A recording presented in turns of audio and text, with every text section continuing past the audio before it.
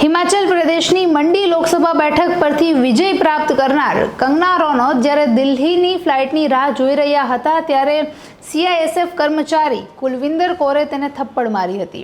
આ વિવાદ સોશિયલ મીડિયામાં ખૂબ જ ચગ્યો હતો અને તેના બાદ કંગના રનૌતની પ્રતિક્રિયા પણ સામે આવી હતી, જેને લઈને હાલ કુલવિંદર કૌરનું પણ એક મહત્વનું નિવેદન સામે આવ્યું છે। નમસ્કાર, ટકાટક મીડિયામાં આપની સાથે હું છું જાનવી।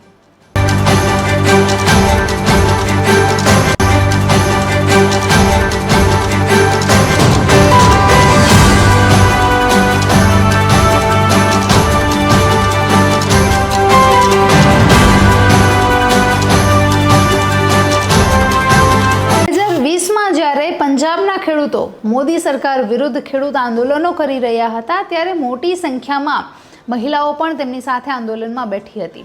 તે સમયે કંગના રનૌતે તેવું નિવેદન આપ્યું હતું કે આજે ખેડૂતો સાથે મહિલાઓ બેઠી છે, તેઓ 100 રૂપિયા લઈને બેઠી છે, જેમાંથી એક વ્યક્તિ કુલવિંદર કૌરની માતા પણ હતા।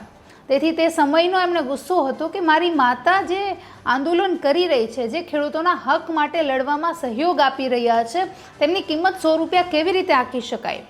તે ભૂતકાળની વાતનું મનદુખ જે હતું તેના કારણે તેઓએ એરપોર્ટ પર કંગના રનૌતને થપ્પડ મારી હતી, જેના બાદ કંગના રનૌતની પ્રતિક્રિયા સોશિયલ મીડિયાના માધ્યમથી સામે પણ આવી હતી, જેમાં તેઓએ કહ્યું છે કે હું બિલકુલ સુરક્ષિત છું અને આ જે પ્રકારની ઘટના એરપોર્ટ પર બની છે, જેવી રીતે સરેઆમ કોઈ એક સાંસદને પંજાબમાં થપ્પડ મારવામાં આવી, તો સાંસદ જો સુરક્ષિત નથી તો ત્યાં રહેતા સામાન્ય વ્યક્તિઓ કેવી રીતે સુરક્ષિત હશે।